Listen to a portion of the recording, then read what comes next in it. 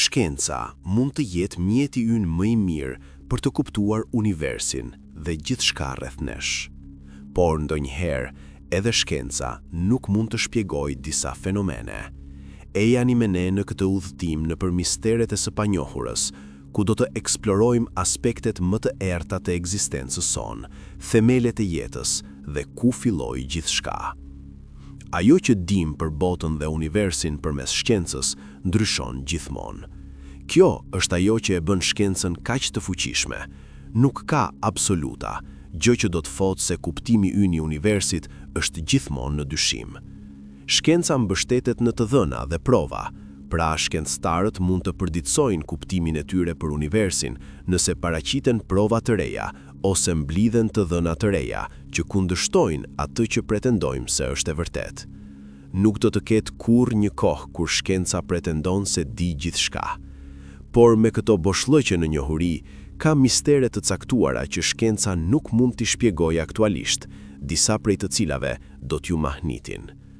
Ndoshta misteri më i madh nga të gjithë është se si filloi jeta në planetin tonë. Nëse ky ngjarje nuk kishte ndodhur kurrë, ju nuk do ta shikoni këtë video tani, sepse as ju dhe as krijonin jetë nga përbërjet dhe elementet që mendohej se ishin të pranishme kur jeta u shfaq për herë të parë në tokë. Ata nuk arritën të krijonin forma jete të çfarëdo lloji. Megjithatë, ata arritën të sintetizonin mbi 20 aminoacide të ndryshme që janë të nevojshme për jetë. Kjo tregoi se duke pasur kohë të mjaftueshme, është e mundshme që aminoacidet të kishin kombinuar në mënyrë që mund të kishte rezultuar në jetën e parë në planet. Nga këto eksperimente, hipotezohet se jeta mund të kishte filluar rreth ventileve hidrotermale gjatë formimit të hershëm të tokës, ose në oqeane të pasura me lëndë ushqyese, që bombardoheshin vazhdimisht nga rrufet dhe rrezatimi. Kjo quhet modeli i supës primordiale. Shkencëtarët që i përmbahen kësaj teorie besojnë se përbërësit e nevojshëm për jetë ishin në planet dhe nuk kishte nevojë për asnjë ndërhyrje të jashtme. Megjithatë, kjo nuk është provuar ende. Në fakt, shkencëtarët nuk janë as të sigurt nëse modeli i supës primordiale është qasja e duhur për të zbuluar se si filloi jeta në tokë. Disa besojnë se jeta erdhi nga një planet tjetër, si një copë e Marsit që u hodh në hapësirë nga një indikim i një asteroidi, ose ndoshta jeta u transportua mbi një komet ose meteor që pastaj goditi tokën. Kjo quhet panspermia. Por ky skenar ngre pyetjen, si do të kishte filluar jeta në çfarëdo trupi qiellor nga erdhi? Debati mbi mënyrën se si filloi jeta në planetin ton vazhdon të jetë i ashpër dhe mund të mos arrihet kurrë një marrëveshje e plotë midis shkencëtarëve. Jeta është plot mistere. Kjo është veçanërisht e vërtet kur shkencëtarët u përpoqën të shpjegonin pse 10 oktaboc dolën nga Seti dhe ecën nëpër një plazh në Wales në vitin 2016. Ishte fundi i tetorit kur shkencëtarët filluan të merrnin raporte se 10 oktaboc po ecnin në tokë. Ky ishte një ngjarje jashtëzakonisht e çuditshme që nuk ishte parë kurrë. Shkencëtarët nuk mund të shpjegonin pse oktaboc po largohen nga uji dhe drejtohen drejt tokës së thatë, por arritën të zhvillonin disa teori. Shpjegimi i parë ishte mjaft i befasues dhe pak i trishtues. Shkencëtarët menduan se oktaboc po kalonin nëpër një se në esence, kjo është mënyra shkencore të thënit se oktapodët kishin plakur dhe nuk dinin çfarë po bënin. Meqense ishte tetor, oktapodët ndoshta kishin sapo vënë vezët dhe tani ishin gati të vdisnin. Lloji i oktapodit që u vërejt duke ecur nëpër tokë jeton vetëm rreth 1 vit para se të përfundojë ciklin e tyre riprodhues, të vënë vezët dhe të vdesin në mënyrë që brezat e rinj të lulëzojnë. Megjithatë, shkencëtarët menduan ndoshta të gjithë oktapodët e misterioz ishin në fakt të moshuar dhe shumë të hutuar për atë që po bënin. Por fakti që ishin kaq shumë prej tyre në plazh e bëri këtë teori të dukej disi e pamundshme. Shkencëtarët u grumbulluan për të shpëtuar sa më shumë prej tyre, duke i marrë butësisht dhe duke i vendosur përsëri në ujë. Një teori tjetër për arsyen pse ndodhi ky ngjarje misterioze e oktapodëve kishte të bënte me motin. Uragani Ophelia dhe stuhia Brian ishin të dyja pranë Bregdetit në atë kohë, gjë që mund të kishte prishur sjelljen natyrale të oktapodëve. Megjithatë, kishte pasur stuhira të mëdha në të kaluarën që nuk kishin rezultuar në sjellje të çuditshme të oktapodëve. Teoria e fundit kishte të bënte me mbipopullimin. Mendohej se ndoshta kishte kaq shumë oktapod në zonë në atë kohë, saqë shumë prej tyre u detyruan të dilnin nga habitati i tyre natyral për të gjetur ushqim dhe strehim gjetkë. Kjo çoi që 10 oktapod të largoheshin njëkohësisht nga oqeani dhe të provojnë fatin e tyre në tokë. Nuk shkoi mirë, pasi nuk kishte burime për ta në plazh, dhe ata do të kishin vdekur nëse shkencëtarët dhe banorët lokal nuk kishin ndërhyrë. Kjo marshim misterioze oktapodëve ende i ka shkencëtarët të hutuar. Sjellja e tyre e çuditshme vazhdoi për rreth 1 muaj para se oktapodët të vendosnin të qëndronin në ujë dhe t'i linin shkencëtarët me më shumë pyetje se sa përgjigje. Oktapodët janë të njohur për të qenë jashtëzakonisht të zgjuar. Ata mund të gjejnë rrugën e tyre nëpër labirinte dhe të përdorin aftësi arsyetimi për të zgjidhur enigma. Por ka një organizëm tjetër, që është gjithashtu jashtëzakonisht i mençur, por është aq i thjeshtë sa shkencëtarët nuk mund të kuptojnë pse tregon kaq shumë inteligjencë. Myqet e lumit janë organizëm shumë të thjeshtë. Në fakt, myqet e lumit janë të përbëra nga miliona organizma me një qelizë të vetme, të cilat disi punojnë së bashku për të krijuar një mendje kolektive. Shkencëtarët kanë vëzhguar numra të mëdhenj të këtyre krijesave me një qelizë të vetme, që bashkohen për të krijuar një masë të madhe, aftë për të bërë disa gjëra mjaft të jashtëzakonshme. Nuk është dhënë asnjë shpjegim se si mijëra apo edhe miliona organizma individual mund të bashkohen për të krijuar një organizëm të vetëm inteligjent. Por në eksperimentet e bëra me myqet e lumit, ata kanë qenë në gjendje të zgjidhin labirinte, të marrin vendime për rrezik përfitim dhe madje të mbajnë gjurmë të kohës. Ajo që ka hutuar shkencëtarët është se myku i lumit nuk po përdor një tru ose sistem nervor si kafshit inteligjente. Në vend kësaj, mekanizmi që lejon mykun e lumit të tregojë shenja inteligjence dhe arsyetimi vjen nga një burim i panjohur, kur të gjithë organizmat me një qelizë të vetme bashkohen. Myqet e lumit nuk janë teknikisht një kërpudh, në fakt, ato janë një lloj amebe. Megjithatë, një kërpudh e vërtet bën diçka që shkencëtarët nuk mund ta shpjetrojnë plotësisht.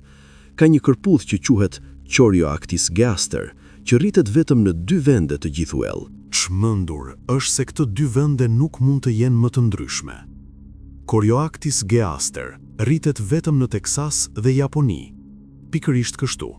Vetëm 2 vendet në botë ku kjo kërpudh rritet janë dukshëm krejtësisht të ndryshme dhe askund pranë njëra tjetrës.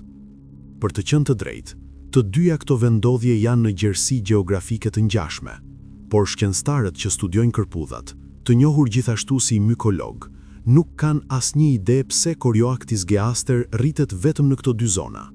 Kur shkencëtarët sekuencuan ADN-n e 2 popullatave të kërpudhave, zbuluan se ato ishin ndarë për gati 19 milion vjet. Pra, si mund të jenë 2 popullata kërpudhash kaq të ngjashme, por kaq larg njëra tjetrës? E po, hamendja juaj është po aq e mirë sa çdo tjetër, sepse shkencëtarët nuk mund ta shpjegojnë. Ky enigmë kërpudhore mund të mos zgjidhet kurrë, por kjo nuk do t'i ndalë shkencëtarët të luajnë me ide të ndryshme për të provuar të zbulojnë misteret e kërpudhave. Pak më pak se 100 vjet më parë, një sëmundje bëri që trupat e njerëzve të mbylleshin plotësisht, ndërkohë që mbanin trurin e tyre të zgjuar dhe funksional. Viktimat e sëmundjes ishin fjalë për fjalë të bllokuara brenda trupave të tyre pa asnjë ide pse apo për sa kohë. Edhe sot e kësaj dite, shkencëtarët nuk janë plotësisht të sigurt se çfarë shkaktoi që kjo sëmundje të kishte simptoma kaq të frikshme. Midis viteve 1917 dhe 1928, rreth 500.000 njerëz u infektuan nga encefaliti letargjik, ose siç u njoh si sëmundja e gjumit. Sëmundja u shfaq fillimisht në Evropë, por u përhap shpejt në të gjithë botën, duke u bërë spikatur në Amerikën e Veriut dhe Indi. Kishte disa rezultate për njerëzit që u infektuan nga encefaliti letargjik. Rreth 1/3 e njerëzve që u sëmurën nga sëmundja vdiqën. Megjithatë, ata ishin me fat. Gjysma e njerëzve që u infektuan nga sëmundja e gjumit u gjetën të bllokuara brenda trupave të tyre. Ishte një makteth i ardhur në jetë. Ata nuk mund të lëviznin, të flisnin, ose të tregonin asnjë shenjë vetëdije, por ishin plotësisht të zgjuar dhe të vetëdijshëm për mjedisin. Shumë pak viktima të encefalitit letargjik ishin në gjendje të komunikonin, përmes zërave vokal të kufizuar dhe lëvizjes së syve, por kjo ishte e rrallë. Pjesa tjetër e viktimave të infektuara me sëmundjen e gjumit ishin statuja të gjalla. Shkencëtarët e asaj kohe nuk mund të identifikonin çfarë po shkaktonte simptomat e paralizës dhe edhe sot ne dim shumë pak për vetë sëmundjen. Disa shkencëtar mendojnë se sëmundja e gjumit u shkaktua nga një virus që gjeti rrugën e tij në tru dhe infektoi sistemin nervor, duke shkaktuar mbylljen e sistemeve trupore, ndërkohë që mbante aktivitetin sinaptik duke shkuar për interes të vet. Të tjerët mendojnë se sëmundja erdhi nga një strenj i rrallë të streptokokut, i cili do të shkaktonte fryrje në indi nervor, rezultuar në sistemin imunitar të vetë personit që sulmonte trurin e tij. Ky makteth mund të zgjaste vetëm disa orë, por do të vazhdonte për ditë në më shumë raste. Ata njerëz jashtëzakonisht të pafat ishin statuja të gjalla për javë dhe madje vite të jetës së tyre për shkak të sëmundjes. Dhe nëse vetë sëmundja nuk ishte mjaftueshme e frikshme, ajo bëri diçka edhe më misterioze, që hutuan shkencëtarët. Encefaliti letargjik zhdukej për disa vjet, në të njëjtën kohë vetëm për të rishkaqur përsëri në pjesë të ndryshme të botës. Kjo ndodhi në vitet 1950 në Evropë. Pastaj në fillim të viteve 2000, një vajzë në Kinë u infektua nga sëmundja dhe u bllokua brenda trupit të saj. Ka pasur raste sporadike të sëmundjeve të tjera që shkaktojnë simptoma të ngjashme me encefalitin letargjik kohët e fundit, por shkencëtarët nuk janë të sigurt nëse është e njëjta sëmundje ose një formë e mutuar e çfarëdo gjëje që shkakton sëmundjen e gjumit. Sido që tjetë, shkencëtarët nuk e dinë arsyen e saktë pse mund të bëjë dikë të bëhet një statuje gjallë, por shpresojmë se mund ta kuptojnë para se të arrijë nivele pandemike, siç ndodhi në fillim të viteve 1900. Ka shumë mistere të errta në univers, shumë prej të cilave shkencëtarët nuk janë në gjendje t'i shpjegojnë. Ndoshta misteri më i madh i pazgjidhur është çfarë përbën në të vërtetë pjesën më të madhe të universit. Fenomeni i parë i panjohur që do të shikojmë është energjia e errët. Kjo formë energjie është enigmatike për shkencëtarët, pasi po shkakton që diçka e papritur të ndodhë me universin tonë.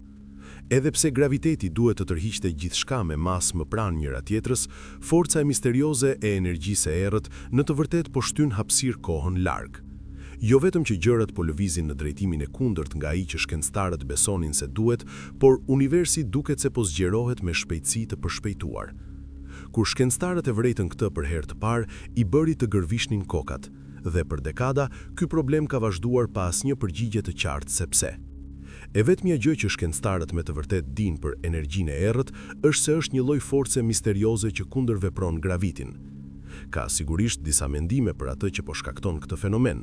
Disa besojnë se hapësira ka një veti të brendshme që shkakton një formë presioni negativ, i cili rezulton në zgjerimin e hapësirë kohës larg vetes. Megjithatë, shkencëtarët janë larg të kuptimit nëse kjo është e vërtetë apo jo, dhe ata janë edhe më larg të shpjegimit se si funksionon nëse është.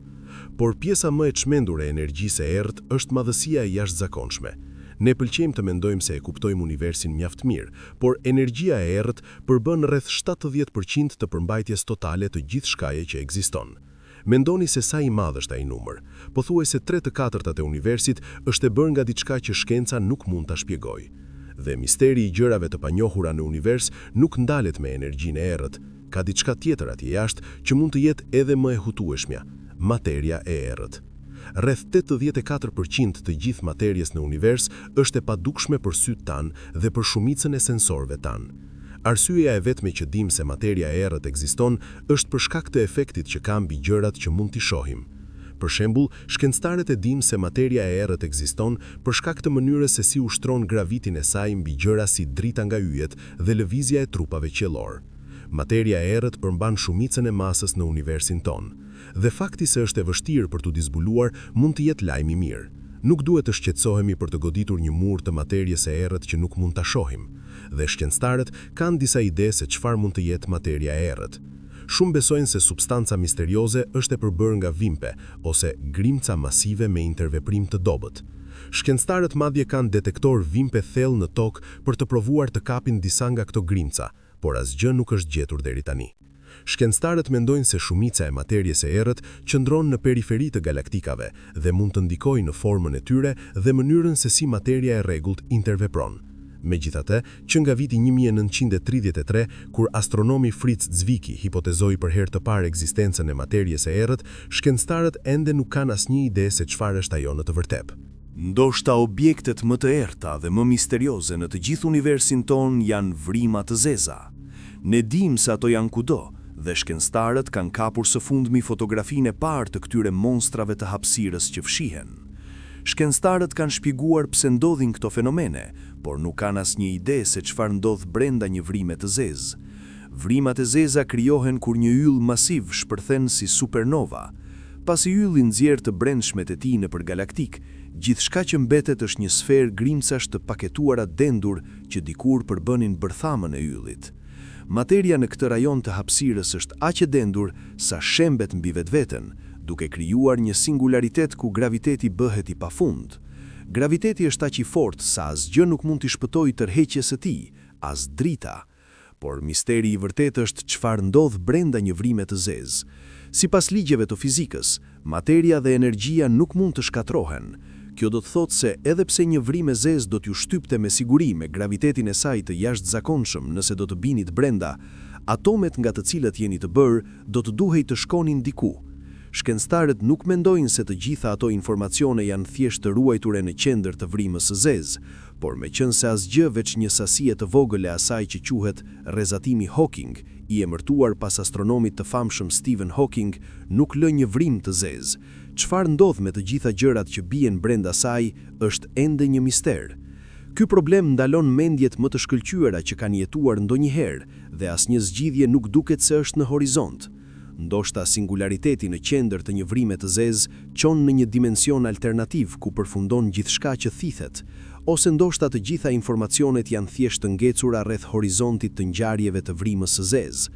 Më ka gjasa të mos e zbulojmë kurrë në jetën tonë, por shkencëtarët nuk do të ndalen kurrë së provuarit të zbulojnë përgjigjen e këtij misteri të madh të universit tonë. Dhe duke folur për gravitet, çfarë është ai? Do të mendoni se një forcë si graviteti, të cilën mund ta llogarisim me saktësi të jashtëzakonshme dhe ta vëzhgojmë kudo rreth nesh, do të ishte diçka që shkenca mund ta shpjegojë, por rezulton se shkencëtarët në të vërtetë nuk e dinë çfarë është graviteti. Dallimi midis gravitetit dhe forcave të tjera është se shkencëtarët nuk mund të identifikojnë grimcat që shkaktojnë gravitet. Për shembull, bozonet, gluonet dhe fotonet janë të gjitha përgjegjëse për forcat që mbajnë bërthamat së bashku ose krijojnë elektromagnetizëm, por cila grimcë është përgjegjëse për gravitet? Shkencëtarët nuk kanë asnjë ide. Disa studiues dyshojnë se një grimcë e pazbuluar ende e quajtur graviton disi shkakton gravitet, por nuk ka asnjë provë për këtë ende. Një hipotezë tjetër rreth asaj që krijon gravitet ka të bëjë me teorinë e telave. Fizikantët teorik mendojnë se graviteti është thjesht një lak i mbyllur energjie, i lidhur në mënyrë që ndikon mbi gjithçka në univers. Por ndoshta ideja më e habitshme rreth asaj që është gravitet ka të bëjë me dimensionet shtesë. Disa shkencëtarë mendojnë se shkaku i gravitetit nuk është në dimensionin ton, por hishtrirë dikund brenda shtresave multidimensionale që përbëjnë multiversin. Ndoshta ka një tjetër ju në një dimension alternativ që disi po ndikon gravitetin e këtij dimensioni në ndonjë mënyrë të panjohur. Mund të mos e dim kurrë, por është argëtuese të mendoni për këtë. Mund të mos e kuptoni, por koha është e çuditshme. Pse lëviz vetëm në një drejtim? A është e pamundur të udhëtosh prapa në kohë? Këto pyetje aktualisht janë duke u punuar nga shkencëtarët, por për momentin ka shumë pak përgjigje. Shkencëtarët mendojnë se koha lëviz përpara për shkak të një vetije të njohur si entropia. Në një nivel bazë, entropia është ideja se gjithçka në univers po lëviz nga një gjendje orde në një gjendje çrregullimi. Pasi një sistem kalon entropin dhe bëhet më i çrregullt, nuk ka rrugë kthimi. Kjo është e ngjashme me mënyrën se si funksionon koha. Pasi shkon përpara në kohë, nuk mund të kthehesh prapa në kohë. Por pse është kjo rasti? Mund të jetë thjesht ignoranca e njerëzve dhe paaftësia jon për të perceptuar lëvizjen e kohës në mënyra të ndryshme, por për aq sa mund të tregojmë, koha lëviz vetëm në një drejtim. Kjo përforcohet mëtej nga paradokset e shumta që mund të ndodhin kur diskutojmë udhëtimin prapa në kohë. Teorikisht, udhëtimi në të kaluarën mund të jetë i mundshëm, por mund të përfundojë gjithashtu universin siç e njohim. Udhëtimi në kohë dhe lëvizja e kohës në një drejtim janë enigma që shkencëtarët aktualisht po mundohen t'i zgjidhin, por koha do të tregojë se sa kohë do të duhet para se të mund t'i kuptojmë të gjitha. Shkencëtarët e dinë se universi filloi me 2 lloje materie. Kishte materien e rregullt, e cila është ajo nga e cila jeni ju dhe gjithçka që mund të shihni, dhe kishte antimaterien. Por sot, universi është i përbërë pothuajse ekskluzivisht nga materia e rregullt. Pse jetojmë në një botë të mbushur me materie në vend të një bote të mbushur me antimaterie? Kjo është një pyetje e shkëlqyer dhe një pyetje që shkencëtarët nuk kanë përgjigje. Ne mendojmë se në fillim të gjithçkaje, kur shpërthimi i madh krijoi universin, kishte rreth një ndarje 50-50 midis antimaterjes dhe materjes. Kur këto 2 forma materie vinë në kontakt, ato shkatrojnë njëra tjetrën, gjë që nuk është e favorshme për ndërtimin e universit që shohim sot. Megjithatë, për ndonjë arsye, universi ynë përfundoi me pak më shumë materie se sa antimaterie, gjë që është arsyeja pse ekziston çdo gjë fare. Nëse do të kishte sasi të barabarta antimaterie dhe materie, e vetmja gjë që do të mbetej në univers pasi të shkatrohej gjithçka, do të ishin disa fotone. Natyrisht, ky nuk ishte rasti. Shkencëtarët e dinë se duhet të ketë pasur më shumë materie, por nuk mund të kuptojnë pse do të ishte kjo rasti. Në fakt, vlerësohet se vetëm rreth 1 grimc materie për miliard shpëtoi nga shkatrimi menjëherë pas shpërthimit të madh. Kjo është një përqindje shumë e vogël, por ishte e mjaftueshme për të krijuar gjithçka që shohim në univers sot. Pjesa më e çmendur është se misteri i antimaterjes dhe materjes nuk është askund afër zgjidhjes. Thjesht nuk ka kuptim që kopjet pasqyrë të grimcave të mos jenë prodhuar në të njëjtin numër gjatë shpërthimit të madh. Ndoshta ka pasur ndonjë formë ndërhyrjeje hyjnore. Problemi i vetëm me këtë teori është se nuk është e testueshme dhe përjedhoi nuk është një shpjegim që shkencëtarët janë të gatshëm ta pranojnë. Ka një mister tjetër që shkencëtarët nuk mund ta shpjegojnë, i cili mund të mos duket aq i rëndësishëm sa disa nga temat e diskutuara, por pasi ta dëgjoni, nuk do ta shikoni më një gotë uji një lloj. Fenomeni për të cilin po flasim është sonoluminescenca. Ky është një mister i pashpjeguar që mund të vëzhgoni në një laborator shkencor. Nëse emetoni një valë zanore me frekuencë të caktuar në një gotë uji, ajo shkakton formimin e fluskave brenda lëngut. Kjo është mjaft cool, por nuk është aspekti i sonoluminescencës që shkencëtarët nuk mund ta shpjegojnë. Kur fluskat shpërthejnë, ndodh diçka e jashtëzakonshme. Ato emetojnë dritë. Për të qenë të drejtë, fleshi i dritës zgjat vetëm 1/3000 e 1 sekundi. Kështu që fenomeni nuk mund të vëzhgohet me sy të lirë, por është gjithsesi një mister i mahnitshëm i pashpjeguar. Shkencëtarët e kuptojnë se fluskat formohen për shkak të ndryshimeve në rajonet e presionit, por burimi aktual i dritës është i panjohur. Disa shkencëtarë mendojnë se është një reakcion shumë i vogël i bashkimit bërthamor, gjë që do të ishte pothuajse e pabesueshme dhe pak e frikshme. Të tjerë mendojnë se ka të bëjë me ndonjë lloj shkarkimi elektrik ose gazrave brenda fluskës që ndizen. Është e vështirë të merret një matje e saktë, meqense reaksioni që shkakton dritën ndodh kaq shpejt. Por një gjë që shkencëtarët e dinë është se temperaturat brenda fluskave janë mbi 10.000 gradë Fahrenheit kur shpërthen. Historia njerëzore është e mbushur me mistere që ende nuk janë shpjeguar. Nga kompjuter dhe lashtë deri tek një kod i pathyeshëm, disa gjetje arkeologjike të jetës reale rivalizojnë aventurat epike të Indiana Jones. Mekanizmi Antikythera është një pajisje e lashtë e gjetur në një anijembytje në detin Mesdhe. Artefakti është quajtur kompjuteri i parë, pasi përdorte një sistem me kurbë dhe rrota me çelës për të gjurmuar lëvizjen e trupave qiellor në qiell. Mekanizmi Antikythera ishte aq i sofistikuar sa mund të parashikonte lëvizjet e të 5 planetëve të njohur në atë kohë, së bashku me diellin dhe hënën. Ai gjithashtu mund të përcaktonte kohën e eklipseve. Këto janë të gjitha llogaritje të komplikuara që kërkonin mekanizma të sakta kohëmatëse dhe njohuri të sofistikuara të inxhinierisë, fizikës dhe astronomisë. Shkencëtarët nuk mendojnë se kishte nevojë për ndonjë ndërhyrje të jashtme aliende për grekët që të krijonin një pajisje të tillë. Në vend të kësaj, duke përdorur matematikën, ishte e mundshme që grekët e lashtë të krijonin vetë mekanizmin antikithera. Ajo që ka hutuar shkencëtarët është se si arritën ta bënin kaq herët në histori dhe pse është unik në llojin e tij. Duket e çuditshme që diçka aq e rëndësishme sa një kompjuter i hershëm të mos jetë replikuar. Mendoni për kompjuteret e parë që çuan tek telefonat inteligjent që kemi sot. Në çështje dekadash, shkuam nga kompjuterat që zinin një ndërtesë të tërë deri tek ato më të fuqishëm që mund t'i mbajmë në dorë. Mekanizmi antikithera mund të kishte qenë themeli për pajisje edhe më komplekse, por nuk ishte. Nuk janë gjetur aparate të tjera që janë të ngjashme ose duken se ndërtohen mbi mekanizmin antikithera. Arsyeja për këtë i ka hutuar shkencëtarët dhe arkeologët. Por kjo nuk është e vetmja gjetje arkeologjike që ndalon shkencëtarët. Dorëshkrimi Voynich është një dokument i shkruar në një kod që shkencëtarët kanë luftuar ta thyejnë për vite me radhë. Dorëshkrimi u shkrua rreth 600 vjet më parë dhe ka ardhur ndoshta nga Europa qendrore. Në fillim, shkencëtarët dhe thyesit e kodeve menduan se ishte shkruar në ndonjë gjuhë të panjohur.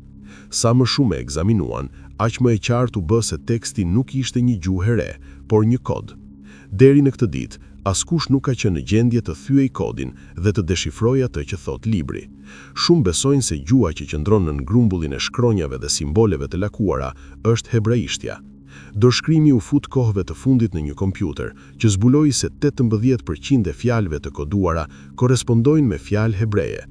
Problemi është se 20% e tjetër e dorëshkrimit ende nuk është deshifruar, gjë që do të thotë se asnjë kuptim i qartë nuk mund të nxirret nga teksti. Shkencëtarët janë të hutuar nga ky dorëshkrim misterioz. Kodi duket praktikisht i pathyeshëm, por kuptimi i tekstit mund të na ndihmojë të bashkojmë një pjesë tjetër të historisë. Ndoshta shpjegon praktikat okultiste nga e kaluara, apo ndoshta janë udhëzime se si të komunikosh me Zotin. Në këtë pikë, duket se mund të mos e dim kurrë, por pikërisht e panjohura është ajo që shkenca përpiqet ta shpjegojë.